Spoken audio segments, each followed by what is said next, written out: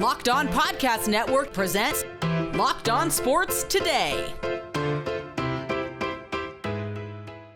The Nuggets have once again knocked LeBron James and the Lakers out of the playoffs, but it's only basketball. Also, where do the Pelicans go from here? And the Kansas City Chiefs quietly had a really good draft. Today's episode is brought to you by FanDuel. Make every moment more. Right now, new customers get $150 in bonus bets guaranteed. That's $150 win or lose. Visit FanDuel.com/locked-on to get started. I'm Peter Bukowski, starting your day with the can't-miss stories and biggest debates in sports. You're Locked On Sports Today. Searching all major sports. Found. Let's start with the biggest story. It was yet another incredibly entertaining, incredibly close basketball game in the postseason between the Denver Nuggets and the LA Lakers. But the Nuggets, yet again, just too much. A 108-106 win to complete the gentleman's sweep in the first round of the Western Conference playoffs. Andy Kamenetsky from Locked On Lakers joins me now. And Andy, this was a matchup that seemed to be one that the Lakers felt like, hey, we can manage this. Why couldn't they? I mean, at the end of the day, your margin for error against a team like Denver is basically non-existent. And you have to play damn near perfect every single game because they're the better team. I don't think the gap between them and the Lakers is necessarily dramatically huge. I mean, to put this in perspective, last year, for all the jokes about the most competitive sweep ever, the Lakers lost by a combined 24 points. This year, they lost by a combined 22 points. That's pretty tight. I get where fans of the other 29 teams want to get all their ammo off against the Lakers and fine. That's the other side of, if you're a Laker fan or somebody who covers the team and you've had that much success, you got to be able to take the other side of it. But I think if you're being objective, they've been tight series. Like tonight, for example, I think the thing the Lakers are going to look at most closely is, and with most, regret, being upset at themselves, is the free throws. If they had just shot average at the line as opposed to 18 of 27, missing 9 of them, 67% rounding up. If they had just shot, 21 of 27, they win the game. And that's not even that good. There are going to be I'm sure they're going to look over pieces of film and look at the different ways Jamal Murray was able to put himself in a position to hit killer shot after killer shot. And that guy is an absolute playoff killer. But, game 2, they, with the Jamal Murray buzzer beater, they had an opportunity to win that game as well, multiple opportunities. But, certain things Denver just did better. Timely offensive rebounds. Aaron Gordon was all over the glass. Like you cannot allow a team like Denver to get extra opportunities than they'll already create for themselves. And unfortunately, the Lakers couldn't prevent it enough. Yeah, and to your point, just in the last 75 seconds or so, LeBron James actually made 2 free throws, but also Aaron Gordon gets that offensive rebound that leads to the go-ahead bucket. And so it's just that those little things can be the difference in winning or losing these games, especially against Nikola Jokic and Jamal Murray. This is going to lead to some questions, Andy, about where this team goes from here. I will put it to you bluntly. Do you think this is the last time we see this core in LA? I don't think if you're defining the core as LeBron, AD, and let's throw in Austin Reeves, I think the answer is no. You're going to see them next year. I would be very surprised if LeBron ends up anywhere else. And short of needing to include him in a trade for a legit third superstar, let's just say like a Donovan Mitchell, for example, I would be very surprised if Austin Reeves is included in a deal. But, D'Angelo Russell has a player option, and I think he's going to exercise it. I think he'd also like to return to the Lakers if possible, and I don't think the Lakers are going to have a better opportunity to replace him on the open market. Certainly if he walks, They're not going to be getting much cap space, if any. So it wouldn't surprise me if they tried to find another deal similar to the one that he'd be opting out of to bring him back. I think the biggest question is, however you define the core, who will be coaching them? I think is the real question lingering over the organization right now. Do you have a name in mind, someone you think would make the most sense? It's really funny because I want to clarify this. This is me just making somewhere between an educated guess and a guess. I don't think Darvin is going to be returning just because I don't think this team has quit on him. I mean, obviously, the way they played in these playoffs and the way they played down the stretch, getting themselves into the playoffs, they clearly are still playing hard. They're still trying to win games. If they had wanted to sack Darvin, they could have played that way a long time ago. But I don't think they particularly enjoy being coached by Darvin. And I think Darvin regressed. He has, I think, some allies in the front office, namely Rob Pelinka and Jeannie Buss, and those are two pretty powerful ones to have. But I think if the players really get a vote, they'd bring someone else in.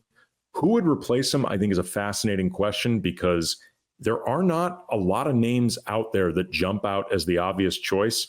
The biggest irony is, I would say right now, the highest profile name would be Mike Budenholzer, the guy that really mentored and trained Darvin Ham, which I imagine would be a difficult sell to Laker fans. I thought you were going to say Frank Vogel. If I'm Frank Vogel, boy, that contract to bring me back is going to be huge. Huge. Because they scapegoated him on the way out when he got fired. They sure did. They really made him the fall guy for the Russell Westbrook trade. That certainly was neither his fault nor, if I'm guessing, his idea. But if I'm Frank Vogel, if I'm on the open market and the Lakers are calling, I am holding out for just gobs and gobs of money. Stay up to date on the Los Angeles Lakers all year by subscribing to Locked On Sports Today and Locked On Lakers on your favorite podcast app and on YouTube. Thanks for making Locked On Sports Today your first listen. Coming up, the Pelicans were a participant in this year's playoffs, allegedly, but looked completely overmatched without Zion Williamson, as you might expect. Before we get to what's next for them, the Celtics were one win away from the Eastern Conference semifinals. I've got a parlay for you over at FanDuel. Trust me on this one. Of course, if you're a new user, you can get $150 in bonus bets no matter what. But you're going to want to hear this one. Over in Major League Baseball, the Cincinnati Reds have a player who's doing special things and you can profit from it. Ellie De La Cruz does it all. Put together this parlay and watch the cash flow. Take Ellie to score at least one run, record at least one stolen base, and get two or more total bases. He literally can hit all three of these props in one at bat. My producer told me this parlay has hit multiple times in the last week. And with the odds on it, he is ahead a decent chunk. I'm going to have to get on this one. You can also check out all the lines on the NBA and NHL playoffs, whether they be money lines or point spreads or puck lines. FanDuel has it all. FanDuel is America's #1 sportsbook for myriad reasons, but chief among them, how they treat new users. Start using FanDuel today and you can get $150 in bonus bets, win or lose. Just head over to FanDuel.com/lockedon. That's FanDuel.com/lockedon for $150 in bonus bets, whether your first bet wins or loses. FanDuel, America's #1 sportsbook and the official sportsbook of Locked On. Are you watching Fox Sports or ESPN on your TV all day? Have to turn on the volume with all the shouting? Make the switch to Locked On Sports today, a free 24/7 sports streaming channel programmed for you to bring you the biggest stories without all the screaming. Locked On Sports Today brings you can't miss analysis, opinions, and news streaming 24/7 on YouTube or the free Amazon Fire TV channels app, part of the Locked On Podcast Network, your team every day. The Celtics have pushed the Heat to the brink. The Heat just don't have enough talent, and that has basically showed the entire series, except for game 2 when they shot 50% and Joe Mazzulla did his best job to try to sabotage his own team with a terrible defensive game plan. I know you and I sort of disagree on the definition of talent, but do you at least agree with me here? What's your takeaway from all of this? I don't know how much credit I give Boston. I don't care. I mean, we're going to get some response from Celtics fans. I don't know. Go sleep with your cousin or something, whatever you people do. I know it's going to sound like sour grapes and everything else like that. It's fine. I'm just like, at this point, like Miami and anybody who says anything positive about Miami, it doesn't matter, right? Like you're going to get the series win. That was probably never really in doubt. Miami was shorthanded and they've been shorthanded. And it's just what, it was never going to be a winnable series for Miami. That they could have made it more competitive. Yeah, I think that's the case. Travis Kelce. Things are going okay for him, right? Well, now he's getting paid. It was reported originally it was an extension. It is not an extension. It is just redoing his pay for 2024 and 2025. As of right now, what we know, he will make $17 million guaranteed in 2024. It's possible that it will change his salary cap number. Other than just adding the $4 million, it's possible there's some signing bonus there that would throw some different money in there. But right now, as I've got it calculated, his signing bonus, his current cap number should be around $19.5 million for 2024, assuming there isn't a signing bonus in this. If they're just paying him extra, then that's a little bit of a different story. He already had to think about a $2.3 or $2.4 million proration on his current contract for the signing bonus. So it'd be $17 million plus that to the cap for 2024. And on the diamond, we told you about Ellie De La Cruz. He's had a month like no other. Seriously, what he's done, no one else has ever done. Nick Lodolo was masterful as the Reds exercised some Petco Park demons on Monday night. What's up? This is Jeff Carr from the Locked On Reds podcast. And Late Night Reds was a success on Monday night thanks to Nick Lodolo and 7 beautiful innings. Seriously, one swing by Jurickson Profar in the bottom of the first inning was it. He hit a home run, solo shot off of Nick Lodolo. After that, Nick Lodolo tightened it up. He did start the second inning with 2 walks, made you think maybe things aren't going to be so tight for him. He absolutely buckled down, dominated this Padres lineup, 11 strikeouts. They had no shot. There was nobody in that lineup that could touch his stuff. And Ellie De La Cruz with a home run in the first inning becomes the first major league player ever to hit 8 home runs and steal 18 bags in a season. Dude's special. We'll be talking all about it on the next Locked On Reds. At various points over the last few seasons, the New Orleans Pelicans have looked like legitimate Western Conference contenders. They didn't in their first round series with the Oklahoma City Thunder. They get ingloriously swept thanks to a 97-89 loss to the Thunder on Monday night. Jake Madison from Locked On Pelicans joins me now. And Jake, what did not coalesce for this team that led them to this moment that you think could have? Like there was meat left on the bone. Yeah, there's 2 areas. Let's start with this. Zion Williamson didn't play a game in this series. He had a 40-point game against the Lakers in that play-in tournament game. Looked like they could have won if he had stayed out there. His first postseason experience, and he delivered everything you wanted from him. He led an 18-point comeback in that game. They had taken the lead, and then he left with a hamstring injury. And look, when your best player doesn't play, you're not going to be as good. It's really as simple as that. I know we want to give you profound analysis here, but sometimes it's really just that one, right? The other side of that, though, is this team still could be good, but their stars didn't deliver. You got nothing from Brandon Ingram in this series. CJ McCollum shot poorly in this series. And if your stars can't deliver for you, you're not going to win. Brandon Ingram in the closeout game here, game 4, went 2 of 14 for 8 points. He had an awful series. CJ McCollum shot below 30% from 3 in this series. That can't happen when your 2 stars are not even close to your leading scorers in this game. That's not going to help you, and you need those guys to deliver. They didn't, and that's what led to the sweep. The question, I think, the journalism way of asking it is, where do they go from here? What happens next? What I really just want to ask you, Jake, is this the last game that Brandon Ingram has played as a New Orleans Pelican? So that's something I'm going to be looking at on my show this whole offseason. I think there's potential for that. I don't think that'll actually be the case. I think they're going to look at making changes to their starting center. And I think they're going to do maybe another tweak or two before you get to the point of splitting up Zion Williamson and Brandon Ingram.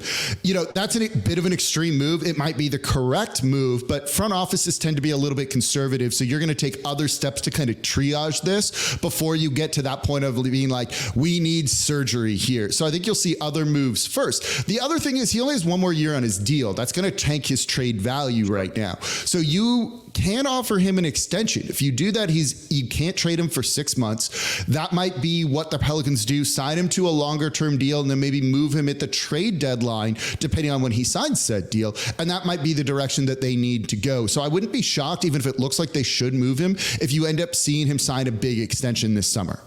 What is the most straightforward path in your mind? The simplest, most obvious way for this team to get where they want to go?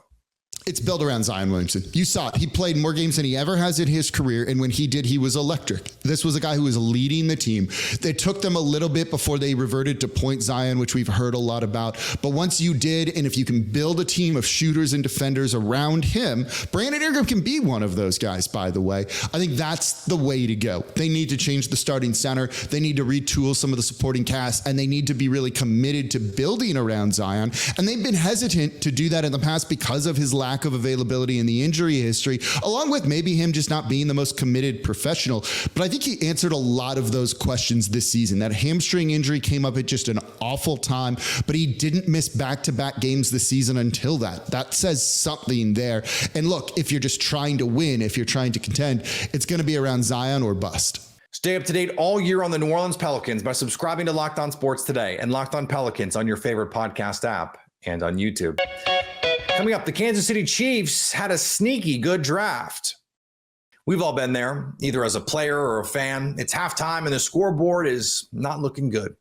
You're feeling low. Not sure you or your team can pull out a win. That's when you dig deep. You lift your head up and you say to yourself, time to get back in the game, pull off some bank heists, and take as much of my friend's money as I possibly can. That's right. The smash hit mobile game Monopoly Go lets you compete with your friends to get the most riches and the biggest empire. It's the Monopoly you love, but on your phone, anytime, with tons of new twists, including leaderboards to compare your progress to your buddies. There's so much to do. Play on countless dynamic Monopoly boards. Make your friends bankrupt by smashing their landmarks with a wrecking ball. Charge other players rent for your iconic properties. You can even work with your friends to crack open community chests and in tournaments to get extra rewards and climb the leaderboard. So get back out there, put on your game face, and download Monopoly Go now, free on the App Store or Google Play. When you pick late in the first round, it's easy to be forgotten come draft grade time. After the weekend the Chiefs had, though, everyone is talking about their draft, including our Brian Peacock on a recent episode of Peacock and Williamson. And I love what the Kansas City Chiefs did. They moved up twice. They're on my list too. Yeah. Are they? Okay. Yeah. We don't have all the same ones. Here. I'm sure there's going to be some crossover in our lists. I love what the Kansas City Chiefs did here because they got someone who could be insanely dangerous in their offense in the first round. And they didn't have to go super far, but they went up a little bit to secure this player, to jump in front of some teams. I think my 49ers might have been real interested at pick 31 in Xavier Worthy. Maybe the Buffalo Bills would have gone there, but they had a couple of wide receivers that they liked and were willing to move down a little bit. And that's who they moved up with to go to 28 in front of the Dallas Cowboys that maybe were interested in someone with 4.21 speed and drafted Xavier Worthy in the first round. So, and the scariest place maybe for Worthy to land was with Patrick Mahomes and the Kansas City Chiefs, right? So I love that move to go be proactive. Brett Veach doing his thing, going up and getting his guy. And then they did it again in the second round. They moved up just one spot, but with the 49ers from 64 to 63 to get Kingsley Suamataia. And those were those two big needs. And maybe some boom or bust potential here, but the boom is really high with both of those prospects. They might have a bookend offensive tackle, left or right tackle by year 2 or 3 of Suamataia's career. And they might have a potential star difference making player for their offense and one of the fastest players in the NFL.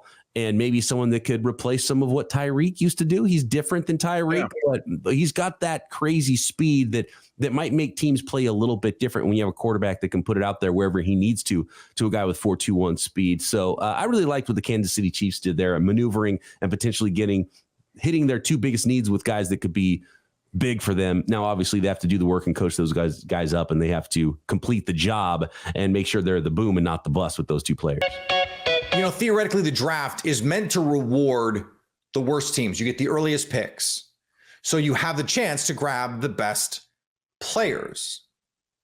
But what the best teams often end up doing is they let the worst teams do the heavy lifting. You guys decide who's good and who's not. And because no one is that good at doing that, usually at the end of the first round, the end of the second round, the end of the third round, there's still really good players there. And after the other teams, the bad teams, the less good teams, they take some of the pressure off because they've shortened the field for you.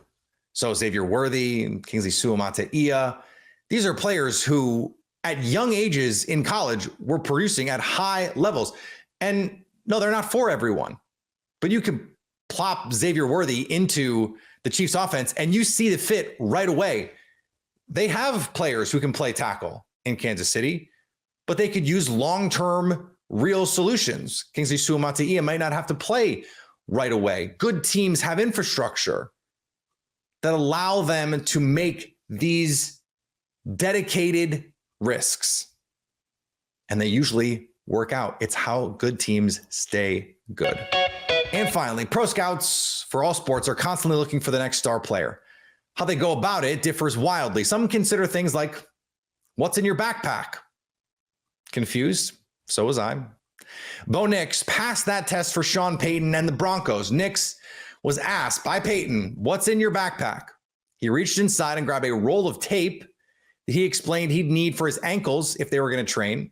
He also pulled out a spare pair of football cleats and a lacrosse ball that he'd said he'd use for rolling out his back. Everything was football related, all of it. According to the Broncos, it points to a guy you want on your football team. They took him at the top of the draft. I just want you guys to know, in my backpack, I also have tape for my ankles for the podcast every night. So I'm ready to go every night. Are you watching Fox Sports or ESPN on your TV all day? You have to turn it down with all the shouting. Make the switch to Locked On Sports today, a free 24/7 sports streaming channel programmed for you every day to bring you the biggest stories without all the screaming. Locked On Sports today brings you can't miss analysis, opinions, and news streaming 24/7 on YouTube or the free Amazon Fire TV channels app, part of the Locked On Podcast Network. Your team every day. Coming up on the next Locked On Sports today, what do we make of the Indiana Pacers? So at least until tomorrow, stay locked on sports today. Locked On Podcast Network presents Locked On Sports Today. For more episodes of Locked On Sports Today, go to our video on demand. Click on sports at the top of your screen. There, you'll find past episodes of Locked On Sports Today, plus other Locked On shows on demand.